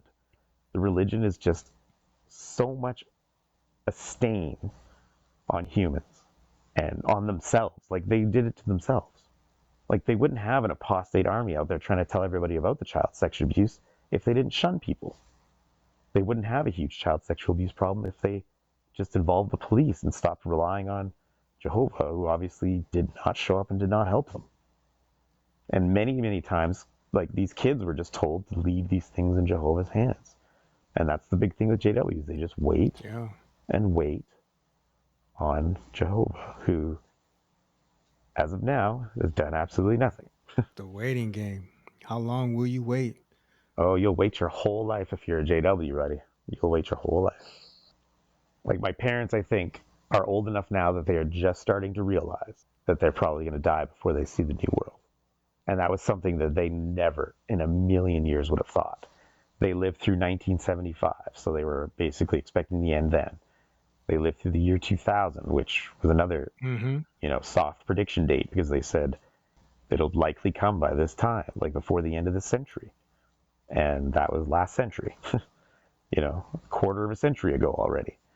And my parents, I think they're just starting to realize it. I think it's hitting them hard. And it's even harder for them because they now have a son who's an apostate. And it's such a weird dynamic and they're going on in their minds that it's like they have to accept the reality that things are not going the way they thought. And then you have somebody who's very close to them telling them, not only are things not going to go that way, but your entire religion is wrong, right? I know it's a tough pill to swallow because they're older, and it's not something I wanted to do. I wanted to just let them live their lives. But since they kicked me out, my only choice is to fight back or do nothing. And who knows, maybe like that one scripture you had came across years ago, it was a small seed, but all of these things accumulating within them, maybe there is sometime, hopefully sooner than later, that awakening moment. Do you have any kind of final words or anything that you'd like to share to anybody that may be going through something similar? Yeah, there are countless religions and organizations that are high control groups. And the line between high control group and cult is very fine. And it comes down to personal definition. And the high control is, are they controlling who you can talk to, who your partner is, how you have sex, what you eat, what you drink, what you wear? All these are things that are packaged in a way to make it seem like you're getting closer to God when you align with them, but you're really just aligning with a corporate image. They want you to be as presentable as possible. And that's what all these religions are. That's why people who are in cults seem like they're so happy. They're so full of energy because they're all brainwashed to feel like they have something special. They have the truth. And I can tell you, the only truth is that no one knows the truth of reality. No one knows. And people make money off of trying to convince you they know the truth of reality. No one knows if we're a creation, we're living in a simulation. No one knows if God made us, aliens made us. No one knows. So question everything. Never stop. And for the love of God, don't follow people who say they know the truth of reality, because no one does. That's what I always like to say myself is question everything. That critical thinking, that's really one thing that is a threat to any kind of establishment that is trying to take dominion over your life. And like you said, with this organization or any kind of system, if you steal the mind, the body's going to follow. And that's one thing that we have to really protect and we have to be mindful of when we're navigating ourselves through life. And also, like you said, question everything. It doesn't matter if it's coming out the Pope's mouth, if it's coming out whoever it is, your favorite. Nowadays, it's not even really the religious leaders, but just leave it to whoever makes music or whoever's on the big screen or whoever's an influencer on. Those are the new stars and the idols these days. Yeah, dude. People under the influence of people. That's right. It's a dangerous concept. Like, you can see people aligning themselves with certain political leaders, and it doesn't matter what sort of scandals these leaders have gone through. Like, they just don't care. They won't see it. They just look at this person as if they're almost like a demigod. And it's kind of scary because these people, at some point, you stop thinking for yourself and you start just doing the groupthink. And the groupthink is just, at some point, you get to the top and there's a dude pulling the strings. And you need to ask yourself, why am I following another man? You should be leading yourself. That's right. Take yourself where you want to go. Nobody knows the truth. Anybody who thinks they know the truth of reality wants your money or something else from you. That's why sometimes people don't look at JWs as like they're a cult, because it's not like you have to go to the top to have sex with the leaders. There's nothing weird like that, but it's like they just want your money. Cults can be cults for many different reasons, but ultimately they're going to sap you of something. They're going to sap you of individuality, your critical thinking ability, your family, your money, your dignity. You will never end up in a better spot when you join these things. I just can't imagine it. Be your own person, man. That's it. Be your own person. We're all humans trying to get from A to B. Everyone's on the same journey. Nobody has not died yet. We get born, we live, we die. Be kind. That's right. Right on. I second that. And man, am I glad that we were able to work this thing out, because for just everybody that will have this playing through their ears at one point, it was a bit of doing. I mean, we had some external forces really trying to keep this thing from happening. We there was a knockoff on the end of the first recording. We tried to do it the other day and things didn't work out, but we finally got it right today. So man, I appreciate you being as flexible as you were and so fired up about this message, because I think that just shows how important and how real this is to you, and for sure that's going to come off and hit somebody where it needs, where it's fitting. And so I thank you for your time. Thank you for your words. Yeah, and for everything that you shared with us today. I appreciate it, and I wish you well. And I think maybe your loved ones also will see the light and waking up to their own reality. If it's them, your loved ones, or just people in general that have been tied up to this for quite some time, and they've been robbed of their creativity, their individuality, their freedom, everything like that. That awakening comes sooner than later. Wake up to the real reality. You got to get out of the false reality. Yeah, all the best to you, and I wish you well in your endeavors and everything that you set out to do. Thanks, man. And same to you. I appreciate the opportunity. And great job, by the way. I know you're starting out. You're a natural. You've got the talent, man. Appreciate it. Question everything. And especially nowadays, it would behoove us to think critically. When you lose that, when that isn't functioning anymore, when that goes silent, or you're on airplane mode, then that leaves room for someone or something to put their thumb over you, to put their importance over you and tell you how you should live, how you should move, what you can and can't do.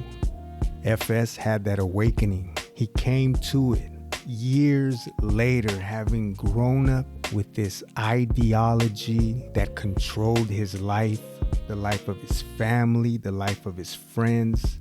That was his world for so long. I mean, we're talking about a fresh start, starting from ground zero again.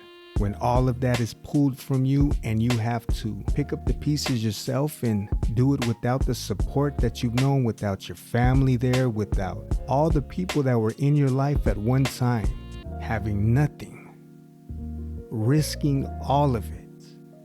Because that ideology no longer aligns to the truth within you.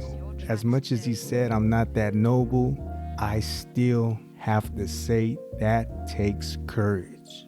Not to just be mentally out, but physically out. And speaking out against it, not just keeping quiet. This is the burning conviction inside of him. He's pissed off, like he said. That's a righteous anger, and there's nothing wrong with it. He's standing on moral, he's standing on principle, and he went against the governing body, which cost him everything. But he stood for something. He stood on moral, he stood on principle, he stood on truth, on what's right. My man, you are a giant amongst us.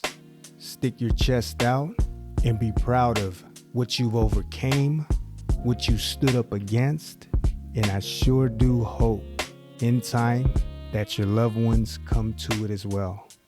I think you're leading the way. How important is it for the freedom of information? Imagine that. Imagine had there not been any access to the internet so that he can do his own study, research, stumble across a couple of stories and words from people who were once a part of this organization but no longer.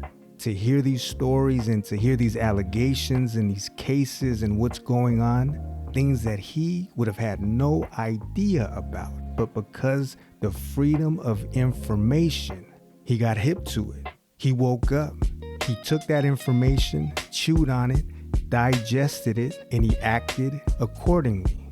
So FS, thank you for your spirit. Thank you for your passion. Thank you for standing for something. Thank you for voicing your concerns and sharing your story with us. If anybody's interested in doing their own homework, like what was mentioned, to think critically for themselves and not just take what he was saying at face value and as gospel, but if you want to look into it yourself, if you want to comb through this information that he provided, he spoke about a website, he spoke about a few places that you can do your own research and come to your own conclusions about how you feel about this organization and whether or not you think it's cultish or something that you want to be a part of. The websites that he spoke about, the references that he mentioned, I will leave that information in the show notes so you can check out those links and see for yourself. Thank you for tuning in. Everybody from Tennessee to overseas. Hope you enjoyed today's story. If you found value in it, if it resonated with you, if it spoke to you, you can go to that favorite platform of yours, leave a review, a rating, share your thoughts. You can also find us on giantsamongstus.com, the website, on Reddit. The Instagram is there. I haven't been too active on it lately, but we're going to keep this thing going, and hopefully before the end of the year, I'll have one more story to share with you.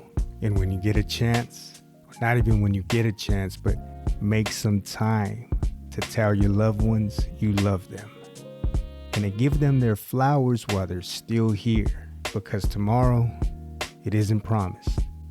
And before we go, if you would like to be a part of the show and share your story, or maybe even a story of someone in your life that has impacted you in a positive way, you can always reach out to me via email. I'd be happy to connect. Until next time, and very soon, peace. I'm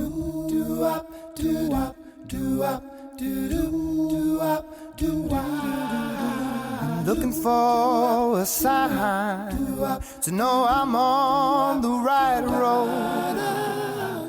Ain't seen no sign since Jericho.